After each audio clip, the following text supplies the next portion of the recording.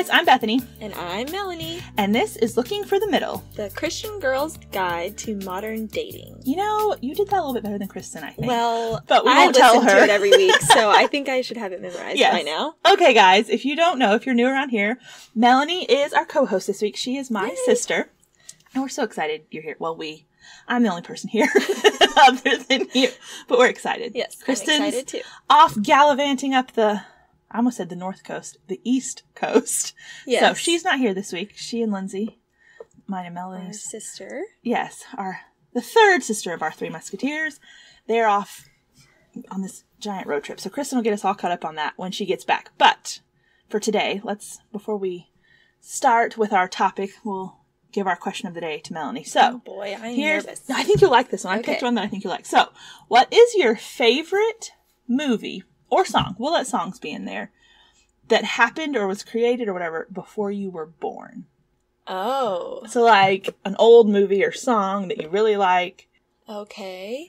Well, not much of a music fan. I enjoy music, but I love old movies. So this is actually easy for me because most of my favorite, well, it's not easy because most of my favorite movies are from before I was born. So it's a lot to pick from. Actually, I know now. It's called Magnificent Obsession. It has Rock Hudson in it, which I think it was made in like 50s, probably, right when color came out. This is super color. Early. Okay. It is in color.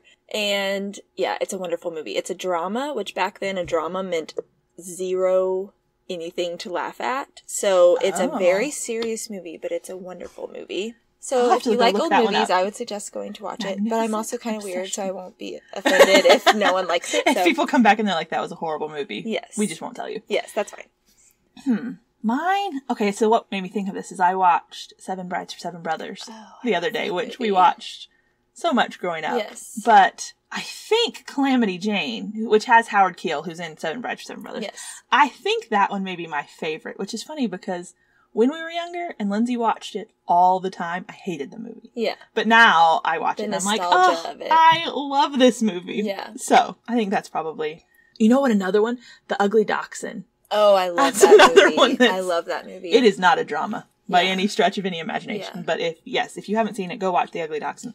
Is it Fred McMurray? Oh, no, it's not. It's Dean. It's not Dean Martin. No, not Dean Martin.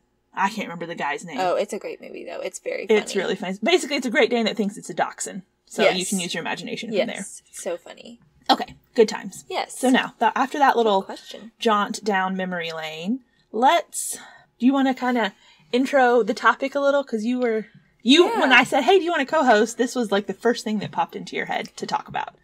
Sure. No pressure.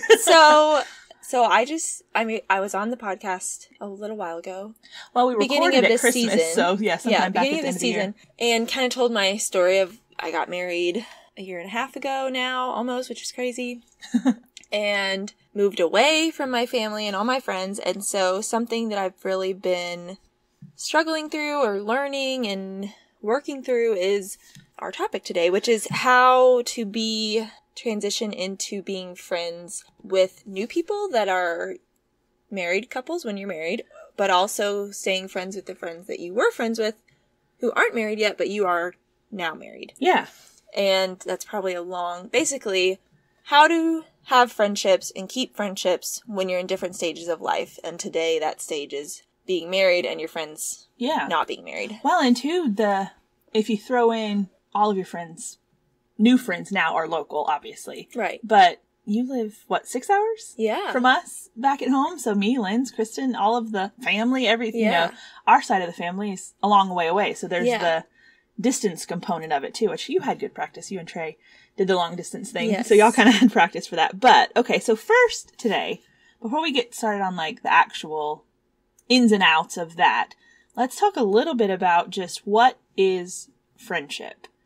And I actually found a really funny quote that I was like, oh, that's actually pretty accurate. Yeah. It says, friends come and go like the waves of the ocean, but the true ones stay like an octopus on your face. I think that's so funny. You hear all those, corny quotes all the time about some friends are for a season and others are for a lifetime, but I feel like this is a little more accurate to how we relate. Yes. You just can't get rid of those friends sometimes. They're stuck on your face. And you wouldn't have it any other way. Yes. So let's just talk a little about what true friendship looks like, regardless of some of the other intricacies or whatever. Okay, so I would say one of the first things that just categorizes true friendship is that you think the best of the other person. You give them the benefit of the doubt. You know, good friends build up their friends. They don't tear them down.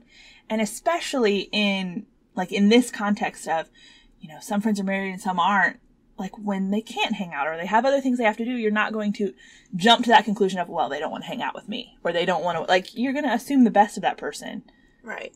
But that applies above and beyond all of that. Right. And I would say opposite to that, they're trusted with the worst of you. True. So they know the worst of you because they've probably been around a while. And if you're close enough to these true friends, then they see the bad in you and they stick around through that. Yeah. And so that's great because if you have people that you can just be yourself with, because all of us are sinners, so we have that bad side. And if we can't be that also around people, how are we going to grow in our faith? But also everyone would leave every time we'd sin, and that would be very often. So that wouldn't go very well. You wouldn't really have many friends. Well, and just as Christians, we are called to live in community. We're called to remove the log from your own eye before you remove the speck from your brother's, but it doesn't say forget about the speck. It's like take care of your own heart and then address theirs.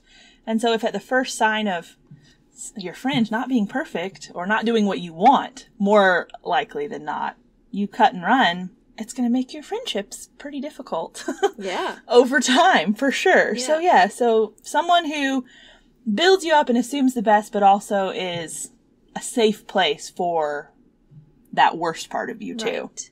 And then I love the verse in Proverbs 27:9. It says, a sweet friendship refreshes the soul. And it's so true. It's so cool that those types of things are in the Bible too. Like, I just love finding those sweet little things that are encouraging and obviously true because it's the Bible, but I don't know. Yeah. So I think there's two sides to that. One, just like in dating, friendships are not like consumeristic things that you're going to just throw away when you're tired of them. They require effort, but they should be good for you. Yeah, definitely. Like, it should be, if you think out across all your friends and there's nothing about them that even resembles a refreshing of your soul, then probably not the best They probably aren't the best friends, but at the same time, be careful about you. Refreshing your soul does not mean they give you everything you want. Yeah, because just like you said, dating, if you're in a dating relationship, it's not all about you. Well, it's not all about you with your friendships either. You, as a believer, should be looking to build the people around you up and to be humble and take yourself out of it a lot. And so looking to how can I be this type of friend for my friends? Yeah. But it is also very important to have friends that can be surrounding you and build you up and be your people when push comes to shove and when you're going through hard things, and that you can share those things with and they're not going to go away and they're always going to be there. Well, and we won't stay on this too long, but one last thing, like it says a sweet friendship refreshes the soul, but I would almost say there's probably nothing more refreshing to your own soul than refreshing someone else's. Oh, definitely. I mean, how many times are you like down in the dumps and you kind of say, well, I need to stop moping and thinking about myself and go do something for other people. And that alone refreshes you. And so we're created to be, like you said, in community and build each other up and go through the hard times and go through the great times with each other. And the Lord uses that. I mean, just looking at the Trinity too, they are 3 in 1 in probably definitely the closest relationship. And we don't even know how to fathom that, but we are created in God's image and God is relational and so are we. So it's something that definitely is important. Oh, yeah, I agree. So that doesn't mean though that as things change and stages change, that everything is sunshine and roses. Right. So, I mean, we're not going to harp on how horrible everything is, but let's talk for a minute. I think we can kind of go back and forth. And I know it's a little bit different for us because we're sisters, but let's look at from the single girl's perspective, because I'm single, and then we can look at from your perspective, being married too. And it's kind of funny as we were sitting down and we were prepping all of this stuff. I was like, okay, Mel, let's make your list of the things that are tough being married and the things that aren't, you know, solutions and that sort of thing. And I was like, and then I will as a single girl. And by the time she finished her list, I was like, well, that was my list. Yeah. So it was kind of cool just to not be like, oh, okay, so all these things are the same. We just kind of got to talk about it. You know, that's a big part of it, I think, is just tell your friends, hey, I'm really struggling with this. Like, let's find a solution. So, and caveat, we have not had a horrible transition. No, we haven't. Me and my sisters and Kristen, which those are my people.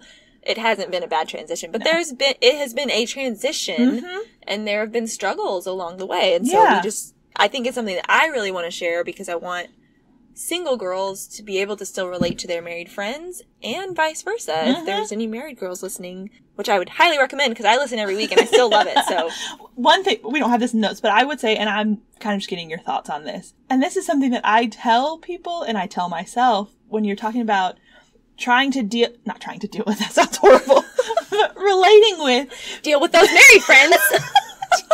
Well, and it's a little bit different too because I'm 32, which you know, obviously, but I'm not, like, people at my age, it's not just married, but a lot of my friends who have been friends longer or who are my age or they have kids. Yeah. And that's a whole other dynamic too, especially when they're little. But my number one thing I think I would tell people is your friend is still the same person. Yes. Is that, yes. Was that something you would say too? It's something that sometimes I felt like I wanted to scream. Okay. Not necessarily at y'all, but just... It's still There's me. no magical thing that changes when you get married. There are things that change, but deep down, I'm still the same person. It's one day. I didn't just drastically change. My priorities and the things I do might change, but I still love a good girl talk, and I still love to hang out. It's just different. And so yes, that is definitely a thing. Well, and I think that's one thing I with you a little, but not so much because you're my sister, but you're like, okay, so she's married now, so can we still talk about, oh my word, I saw this cute guy. Yeah. And I want to talk to him, blah, blah, blah, blah. We have plenty of those conversations about, okay, I'm talking to this guy, and I don't know what to say. What should I do? Well, all those, they're a better resource because, hello, it worked for them. And if you think about it, I'm still probably closer to that life than I am to the, my 2-year-old did X, Y, Z, and, or even relating to people who've been married for 4 or 5 years and don't have any kids. Sometimes I'm like, I don't fit in here. Yeah. I would rather sit down with my girls and talk about movies and boys and what's going on and the drama and like all this stuff because I was just there. Right. I still relate to that more. And like we said at the beginning, a true friend, which I hope I am, to just say, well, I'm married now, why would I care about that, is just like so selfish. Yeah. And so I would hope I never did that. But I definitely, I know we're going to get to this, but on the flip side, it's like, well, I don't want to talk too much about boys because I don't want to make them feel like left out or whatever. Or rubbing their face in it or whatever. Yeah. Okay, so that was a long way around to our first little point here. So the first one that I put down is like maybe an obstacle to being able to relate easily sometimes to married friends is that you kind of feel like you're encroaching on their time, couple time. If you want to do something or hang out, it's like, okay, well, they both work all day. And so then they're at home and I'm like, hey, let's go out and do this fun thing, but leave your husband at home. And it's kind of like, I feel like I'm imposing or insensitive or they're not going to want to. And just trying to figure out that dynamic. One, because every couple is so different. Yeah. But I feel like it's better to just push through and ask anyway. Yeah. What would you, like, do you get annoyed when people are like, oh my word, leave me alone? Or... No, I would say personally, and I can only speak from my specific experience, but I moved away.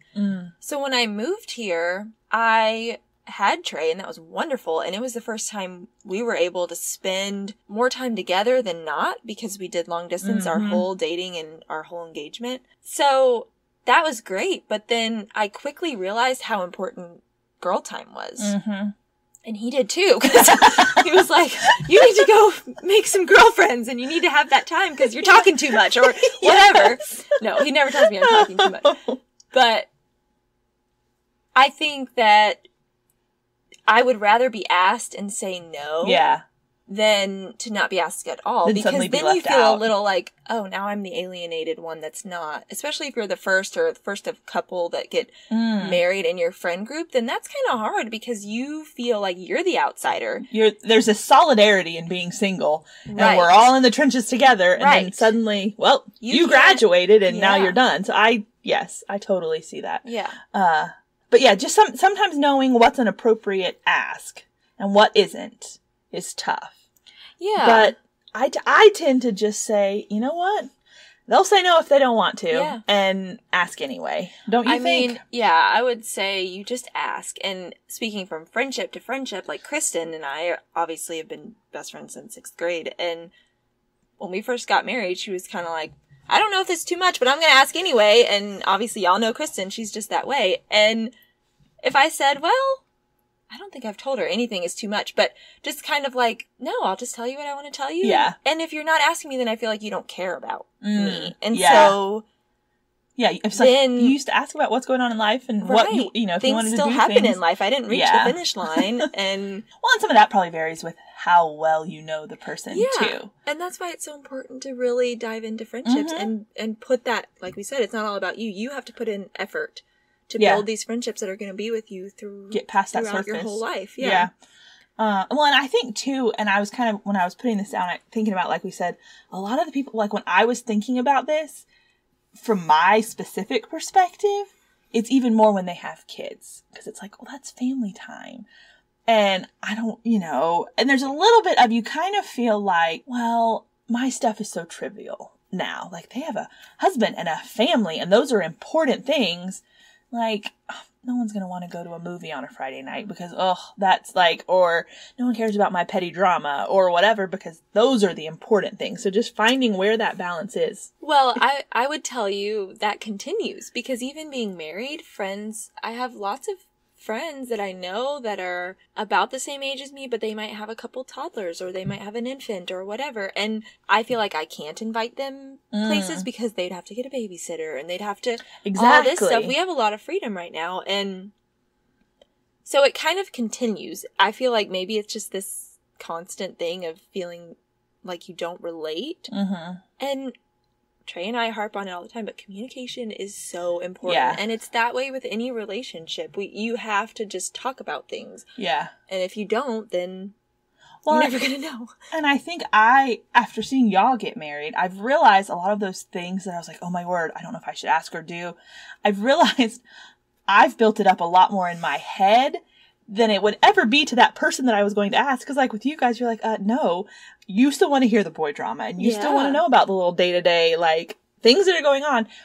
It's not that they're less important or they're trivial. They're just different. Yeah. Married people have a different priority system. They have different things because they are now a unit. It's not just one person. And like we've talked about before, when you're single, you only have to consult yourself when you want to go do something. Yes.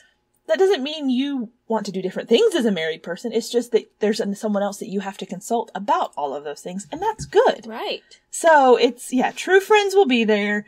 They'll want to know all the nitty gritty stuff. And you just have to, like you said, stay involved and, dive in with those even more. Right. And I think, like I said, I listen every week. So I've heard y'all talk about many times that there's this freedom right now in making decisions and all of those things. That's a hard transition on both sides because before you're married, you have your friends. You don't really have to worry about who's your number one priority friend or who's whatever. You just decide who you want to hang out with and you go and you do it.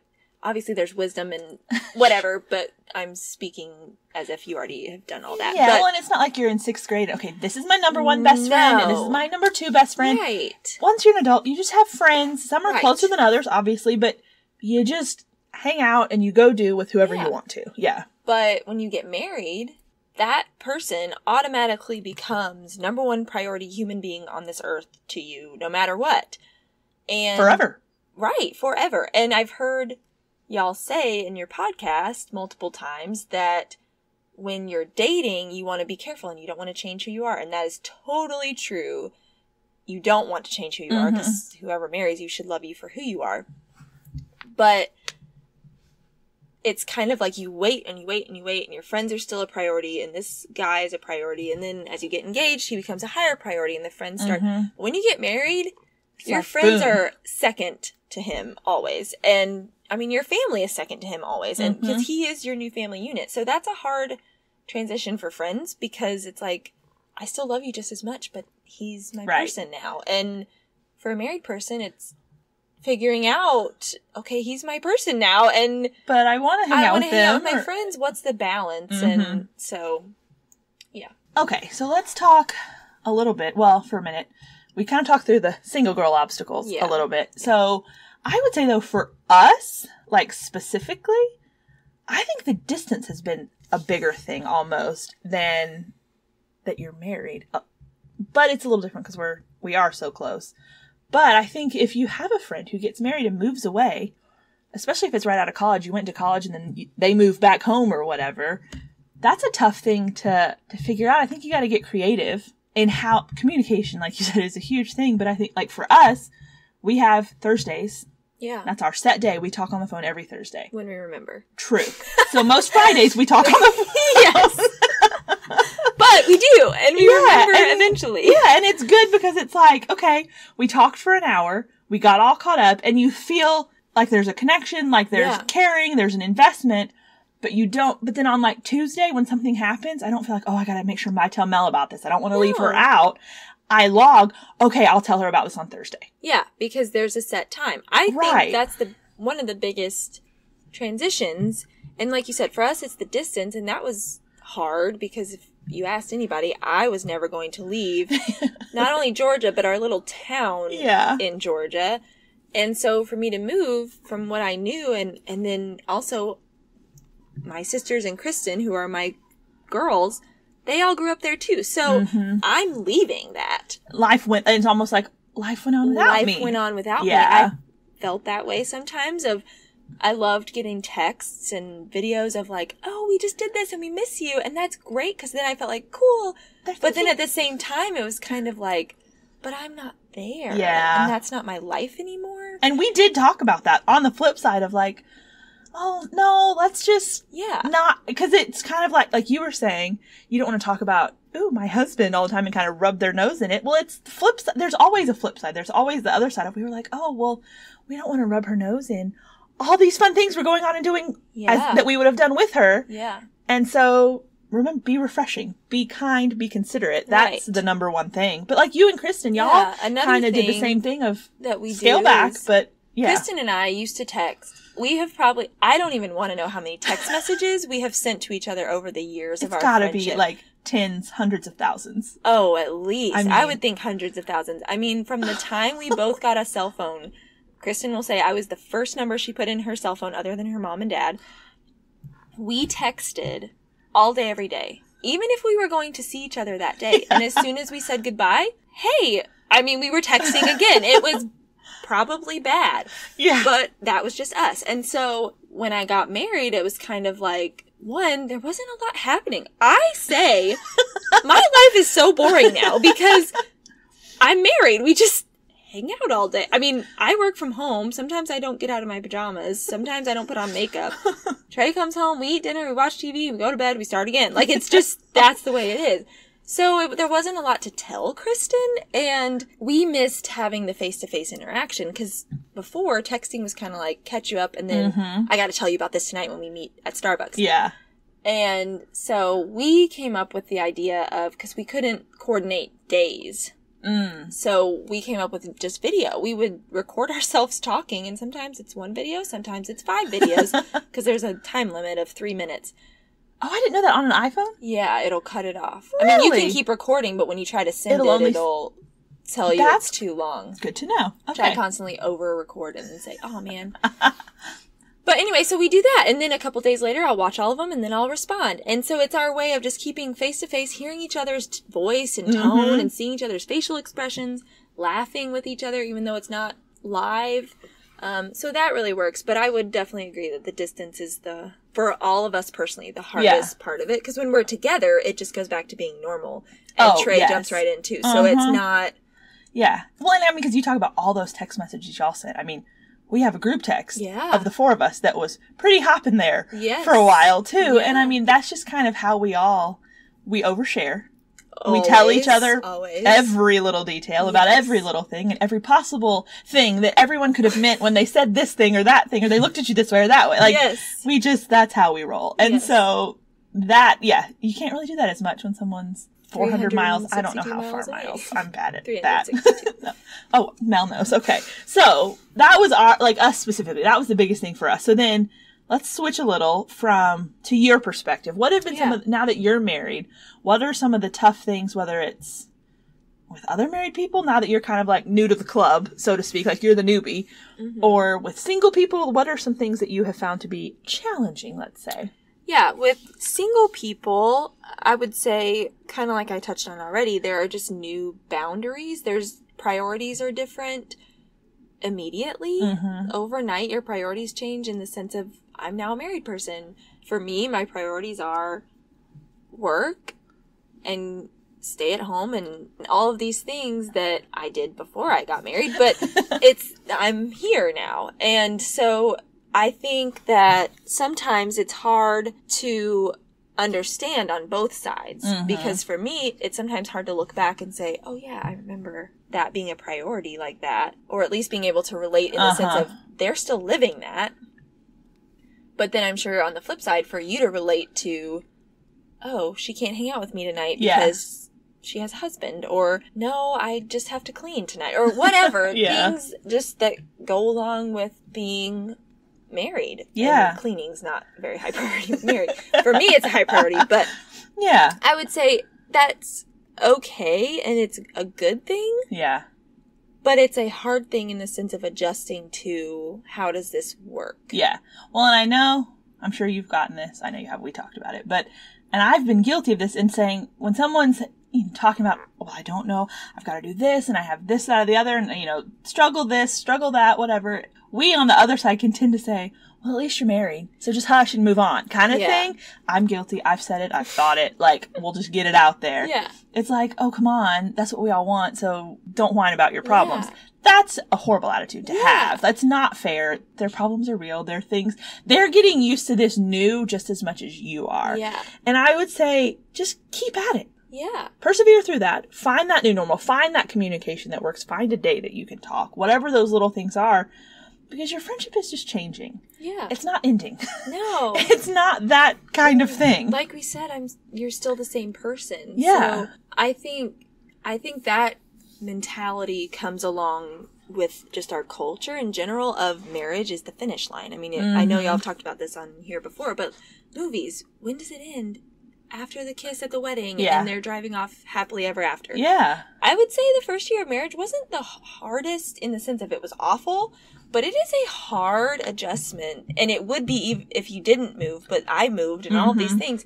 So, yeah, I would say if you're thinking that as a single girl, which I'm very guilty of too, when I was single, it's like, well, what could you possibly complain about? Because you go home to a husband every night. Yeah. I would say look at your view on marriage and what you think marriage is going to bring to you, because it's not the finish line. In a lot of ways, it's the starting line of a whole new life. And it's not fair to think that all their problems, even though they still have problems, are lessened because they're married.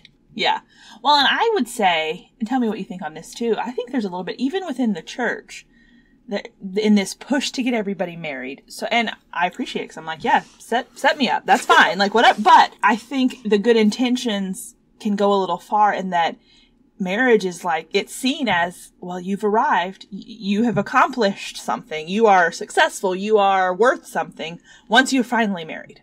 Yeah. I mean, that's how it's portrayed. Yeah. It's how it's portrayed in our worldly culture. But like you said, it's in the church too, in the sense of, like y'all have talked about, if you're not married, well, what's wrong with you? There's this inner pressure in every girl who wants to be married thinking that, well, when's it going to happen? Yeah. Well, I'm behind. I am not there. I mean, I got married when I was 25, and I even felt that before. I wanted to get married right out of college, and that didn't happen. Yeah. So for 3 years, it was like, is this ever going to happen? And am I going to meet somebody? What's wrong with me? And yeah, I think the church plays a role in that mindset, and they have good intentions, but it comes across as that's what everyone's value and worth is put in, and that's not true. Yeah. So then, what would you say has been a struggle when it comes to relating, now that you're married? What's something that's different that you hadn't thought about maybe when it comes to relating to other married people that you're like, oh, this is so different than from when I was single? One of the hardest things is probably relating to people who have been married longer because they've been through more.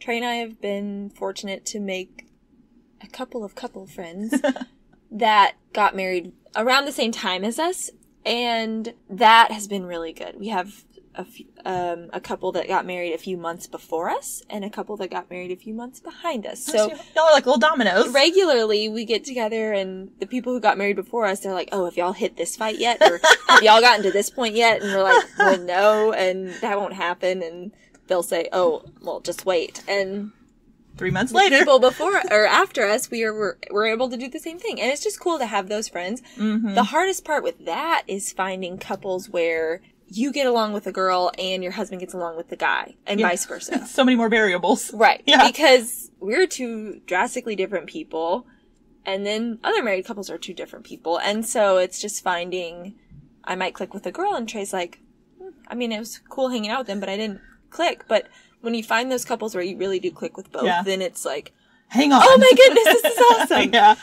Well, I think that's something that's so good, and why it's so good to be in the church. Because as the body, we're always looking toward unity and understanding, and you're looking to build each other up in Christ first. And then you can do that in a variety of ways, even with different personalities and different things. Like when that's your ultimate goal, it makes it somewhat easier, I would think. Not easy, but that's why just being in a good body of believers, an active, thriving community is so important. Because you got to be patient with that. And it'll take time. Right. And how many times have you personally talked to someone ahead of you in life or in a different stage in life, and you've poured out your struggles and they've been able to really pour into you truth and encouragement because they've been through it? And you're like, oh, honey, I've been there. Yeah. Or vice versa. You're living through your life and you might be thinking, why in the world did this happen to me? Yeah. Why, God, did this have to happen this way? And you don't get an answer right away. You may not ever. But several times in my life, there were times where I didn't know. And then a few years down the road, there was a girl who was a few years younger than me, and she was in the same exact situation. And I was able to say, if anything, that happened to me so the Lord could use me in this girl's life. And that's huge. And again, God uses his word, his Holy Spirit, but he also uses his people to encourage and sanctify each other. And I think that that's a wonderful picture of just his people and his kingdom, and what we are created to do is to bring glory to him. And so when you're doing life, as people say, with each other in community of believers, then you're living out that kingdom here on earth, and one day it'll be in heaven in perfection. So let's kind of wrap it all up together here. Okay. As we were just kind of going through and prepping for this and getting our notes ready, there were a couple of things that just kept coming up. One, and they can just really be summed up in, be involved, be patient, persevere, and communicate.